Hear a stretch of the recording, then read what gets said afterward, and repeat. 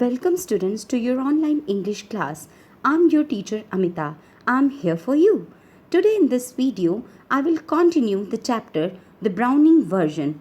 As you know that in the previous video, we have done conversation between Frank and Taplow, and the last lines which we have completed were Taplow, well, no sir, I don't think the play is muck. Exactly, I suppose in a way it's rather a good plot. Really, a wife murdering her husband and all that.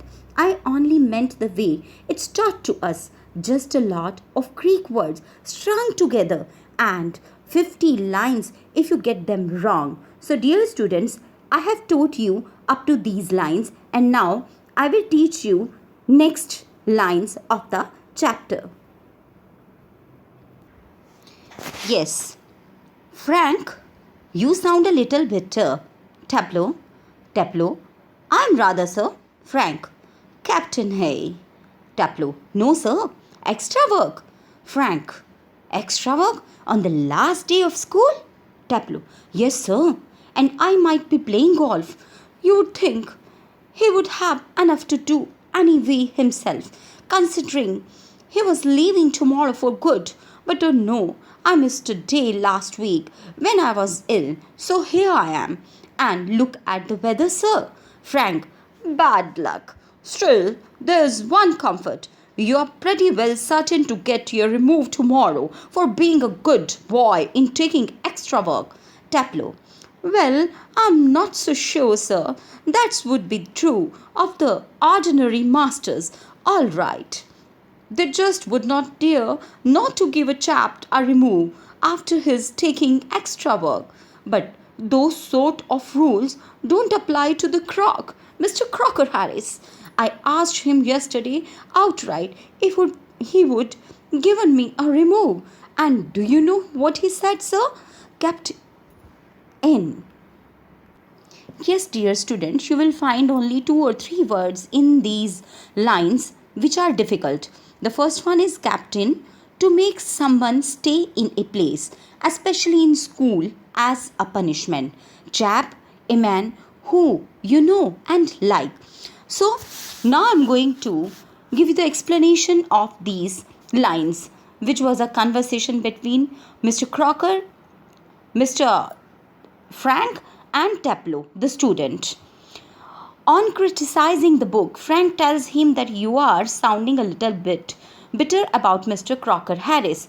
जब book को criticise करता है तो Frank टैप्लो को कहता है कि शायद तुम मिस्टर क्रॉकर हैरिस के प्रति थोड़े से बिटर हो रहे हो. Further, Frank asks him if he is staying a school as a punishment, to which Taplow replies that he is in the school on the last day of the term due to extra work. और Frank फिर उसको कहता है कि Taplow, तुमको mister Crocker Harris ने extra work punishment के रूप में दिया है. He was ill last week due to which he was absent for a day. और टेप्लो बताता है कि वो लास्ट वीक एब्सेंट था जिसके कारण से उसका काम जो था वो रह गया था. For which he is compensating now by doing extra work. इसीलिए वो अपने एक्स्ट्रा वर्क को करके उस काम को कंपनसेट कर रहा है. He further says that he feels that Mr. Crocker Harris also has extra work himself because he is leaving tomorrow for good. वो कहता है कि वो खुद भी तो कर सकते हैं. Harris did not have any extra work and yet with such a good weather he has to come to school. Harris को ज़्यादा काम नहीं मिलना चाहिए था एंड येट गुड वेदर है तो तुमको स्कूल से बाहर रहना चाहिए था, स्कूल में नहीं आना चाहिए था. तो किसी ना किसी तरह मिस्टर फ्रैंक टैप्लो को दूसरे टीचर के प्रति भड़काते हैं. He also adds that he wanted to play golf at the moment. वो ये भी कहता है कि वो इस समय गोल्फ खेलना चाहता था. Frank comforts him by saying that he will get his remove tomorrow due to the extra work he is doing for Mr. Harris. अब वो कहता है कि शायद तुमको मिस्टर क्रॉकर हैरिस अच्छे मार्क्स दे देंगे क्योंकि आज तुम उनका एक्स्ट्रा वर्क कर रहे हो. Taplow is unsure of this and tells him that this might work for other teachers but for Mr. Crocker Harris, yeah, he is different. तो टैप्लो उनको बताता है मिस्टर फ्रैंक को कि ये दूसरे टीचर्स के बारे में तो ऐसा सोचा जा सकता है, लेकिन मिस्टर क्रॉकर हैरिस उनके बारे में ऐसा बिल्कुल भी नहीं सोचा जा सकता।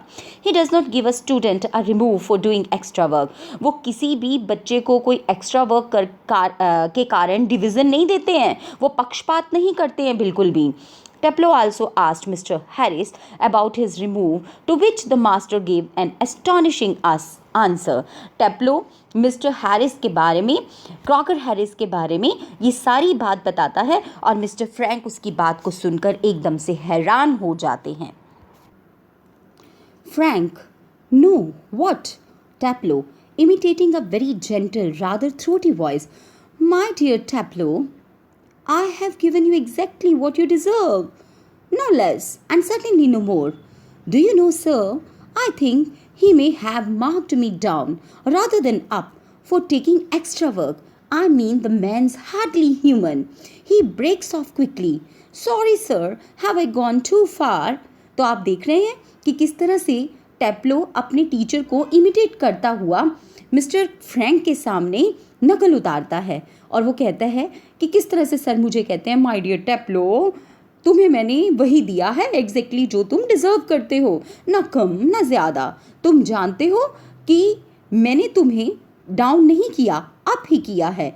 और एक्स्ट्रा वर्क करने के लिए टीचर जो हैं मिस्टर क्रॉकर हैरिस वो किसी को भी एक्स्ट्रा मार्क्स नहीं देते हैं। टैप्लो मिस्टर फ्रैंक को बताता है, आई मीन वो कहता है कि मैं तो समझता हूँ कि हार्डली ह्यूमन है mister Crocker Harris. Sorry sir, have I gone too far? फिर वो एकदम से एहसास करता है, कहता मैंने कुछ ज़्यादा तो नहीं कह दिया। मिस्टर फ्रैंक को टैप्लो कहता है कि मैंने कुछ ज़्यादा तो नहीं कह दिया। Now the next lines. Frank, yes, much too far. Taplow, sorry sir, I got carried away. Frank, evidently, he picks up a newspaper and opens it. And Taplow, yes sir. Frank, what was that Crocker Harris said to you? Just try to repeat it, would you? Taplow, imitating again. My dear Taplow, I have given you exactly what you deserve. No less, certainly no more. Frank, not in the least like him. Read your nicely, Aeschylus, and be quiet. Taplow, Aeschylus, got carried away to become overly excited or to take things too far, imitating, copying. So, my dear students, these two were the difficult words in this conversation. Got carried away and imitating. Got carried away means to become overly excited or to take things too far. Imitating means copying. Now I am going to explain the meaning of these lines. Frank asked him what Mr. Harris told him upon being asked about his remove. तो Frank पूछता है कि mister Harris ने तुमको क्या बताया तुम्हारे division के बारे में।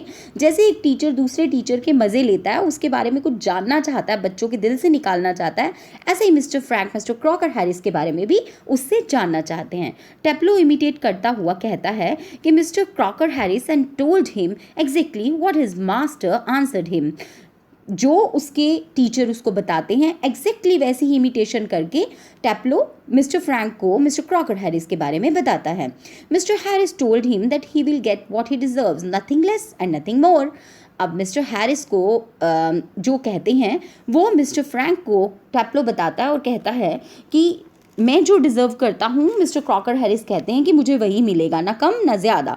टैप्लो feels that he might have marked him down for taking extra work because it does not have human feeling. Taplow तो यहाँ तक रियलाइज़ करता है कि शायद उनके अंदर मानव के कोई गुण ही नहीं है, मानवीय इमोशंस ही नहीं है, बल्कि एक्स्ट्रा काम करने से वो उनको और भी कम मार्क्स देंगे।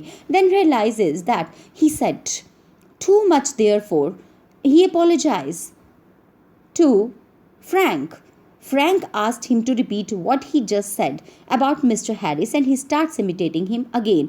अब टैप्लो को जब फ्रैंक को जब टैप्लो के मुंह से मिस्टर क्रॉकर हैरिस की नकल उतारते हुए देखकर मज़े आते हैं, तो वो टैप्लो को बच्चे को बोलता है कि आप फिर ऐसा करके दिखाओ कि आपने टीचर को आपको क्या कहा था।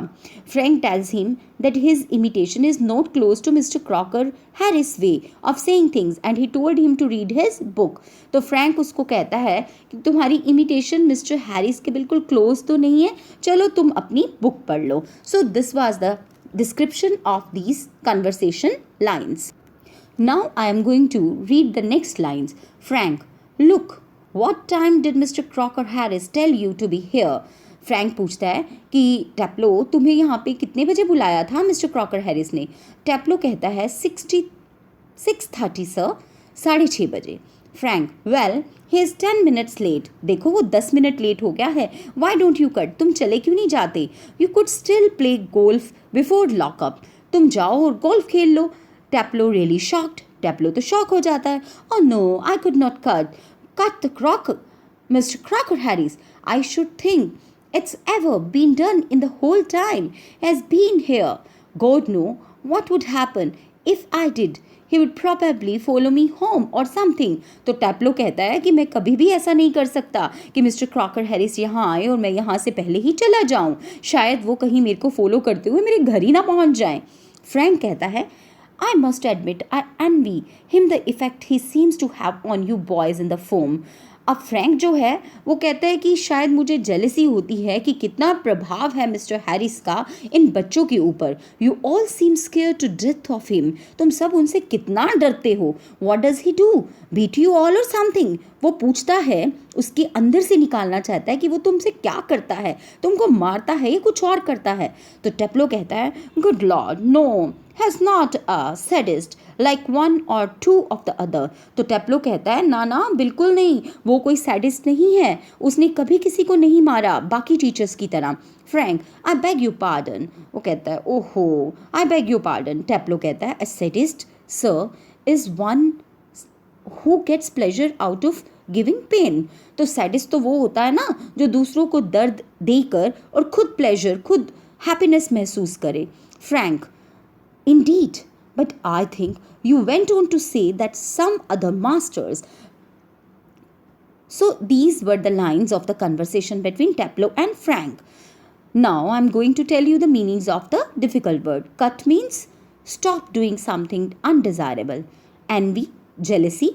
Sadist, a person who derives pleasure by giving pain और ह्यूमिलेशन टू अदर. सैडिस्ट एक ऐसा इंसान होता है जो कि दूसरों को दर्द देकर या उसकी बेइज्जती करके मज़े महसूस करता है, खुशी महसूस करता है. Pardon, the action of being forgiven for error or offence. Forgiveness means क्षमा. Indeed means truly. So dear students, dear learners, these were the lines between Mr. Frank and Tableau. In the last lines, Frank asked him what he was saying about other masters. Now, dear students, I am going to read the next lines. Tableau, well, of course they are, sir. I won't mention the names, but you know them as well as I do. Of course, I know most masters think we boys don't understand a thing, but sir, you are different. तो टैप्लो क्या कहता है, sir आप उन teachers के बारे में जानते हो, उनके नाम के बारे में जानते हो, और उन मास्टर्स का नाम मैं यहाँ पे नहीं लेना चाहता, लेकिन आप सर बिल्कुल डिफरेंट हैं. But sir you are different, you are young, well comparatively anyway, and you are science. आप तो कंपैरेटिवली यंग भी हैं और साइंस पढ़ाते हैं. You must know what sadism is. आपको तो पता होना चाहिए कि सैडिज्म क्या होता है. Frank, good Lord, What are our school coming to? ये हमारे स्कूल में क्या चल रहा है.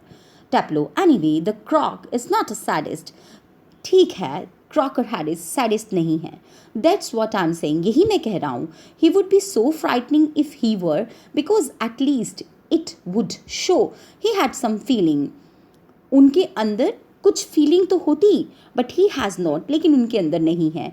He's all shriveled up inside like a nut and he seems to hate people to like him. वो बिल्कुल एक नट की तरह है, ऊपर से सख्त और अंदर से नर्म, लेकिन वो ऐसे लोगों से बहुत हेट करते हैं जो उनको पसंद करते हैं. It's funny that I don't know any other master who does not like being liked. वो कहता है बड़ी अच्छी अजीब बात है, विचित्र बात है कि कैसे मास्टर हैं वो कि जो उनको कोई पसंद करे तो वो उन लोगों को पसंद नहीं करते, यानी कि पसंद किया जाना ही पसंद नहीं करते. Frank, and I don't know any boy who does not use that for his on purpose. Taplo, well, it's natural, sir, but not with the croc. वो कहता है मैं कोई, फ्रैंक कहते हैं मैं कोई ऐसे लड़के को नहीं जानता कि जो उनके पर्पस के लिए यूज़ ना होता हो. तो टैप्लो कहता है सर ये तो नेचुरल है, लेकिन मिस्टर क्रॉकर हैरिस अपने पर्पस के लिए किसी को यूज़ नहीं करते. फ्रैंक कहते हैं मिस्टर क्रॉकर हैरिस. टैप्लो कहता है mister Crocker Harris. The funny thing is that in spite of everything I do rather like him. तो वो कहता है कि अच्छी बात यह है कि इन सब चीज़ों के होते हुए भी मैं मिस्टर क्रॉकर हैरिस को पसंद करता हूँ. I can't help it. और मैं उनको पसंद करने के अलावा कुछ नहीं कर सकता. I am helpless. I like him and sometimes I think he sees it and that seems to shrivel him up even more. Frank, I'm sure you are exaggerating. Frank कहता है कि शायद तुम कुछ बढ़ा चढ़ा कर उनके बारे में कह रहे हो. So my dear student, this was the description of the conversation between Mr. Frank and Taplo. Now I am going to tell you the meanings of the difficult word which came in these lines. Shriveled up means having no feelings. किसी प्रकार की कोई भी feelings ना होना. Exaggerating represents something as being worse that it really is. किसी चीज़ को represent करना जैसे कि वो बुरी हो लेकिन उसका बढ़ा चढ़ा के वर्णन करना. Dear learners, I hope that you have understood whatever I have explained you of this chapter. The real conversation between Taplo and Mr. Frank.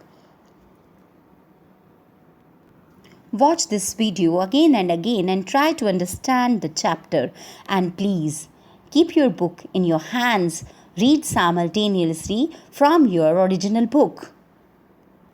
This was the second video in the continuation of the chapter, the Browning version. One video is still to come. Keep watching, keep learning, and have a good day.